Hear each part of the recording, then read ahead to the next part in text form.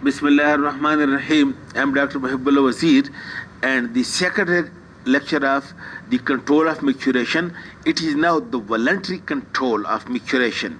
Note, it develops at the age of 2 to 3 years when the infant or the child get conscious or शऊर उसमें आ जाता है. ठीक है?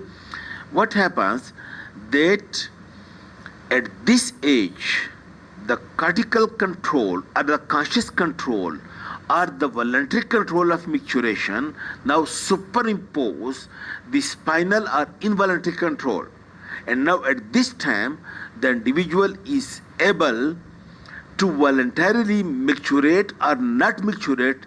Even then the micturition reflex is being initiated and the efferent impulses from the parasympathetic is being coming and the detrosal muscle contracting, but still if the place is not social for micturition, then the cortical center will not allow the external uterus sphincter to dilate and allow micturition.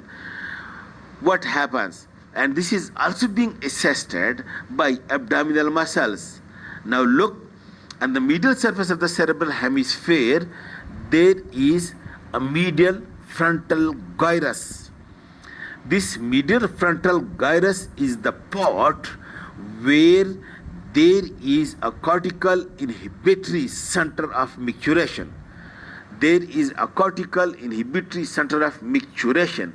From this cortical inhibitory center, then impulses or fibers passes to the pons. In the medial part of the pons, there is a pontine reticular formation which is motor for the detrosor muscle, detrosor motor center on the medial reticular formation of the pons.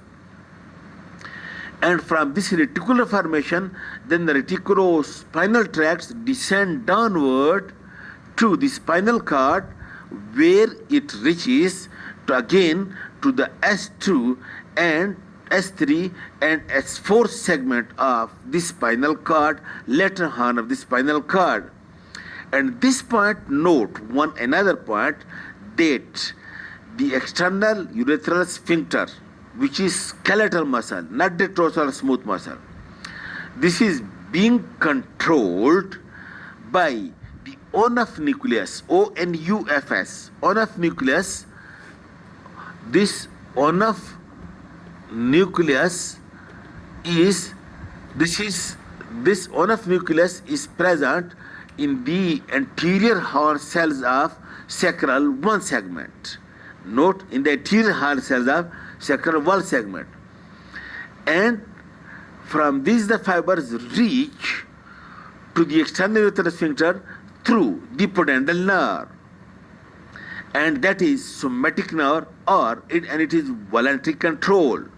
And that's why, and then the storage center in the lateral part of reticular formation of the spinal cord, that controls the storage of the urinary bladder.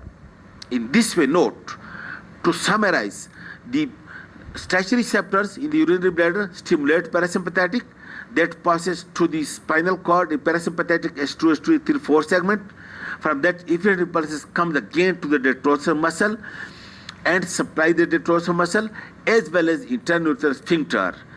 If the child, urination occurs, but if more than 3 years, then what happens? The impulses from the sacral segment passes upward to the cortical center, where the individual consciously appreciate that of course there is micturition reflex. Urine is being accumulated in the urinary bladder which needs to be evacuated. But whether the place where I am sitting, is it social for micturition or not? Or the time, is it for micturition? That's why then from the medial frontal gyrus, then the impulses come back through the medial reticular formation, and it is being decided by the cortex that whether to allow the external sphincter to allow micturition or to stop micturition. This is the voluntary control of the conscious control of the micturition which is present in the adult people.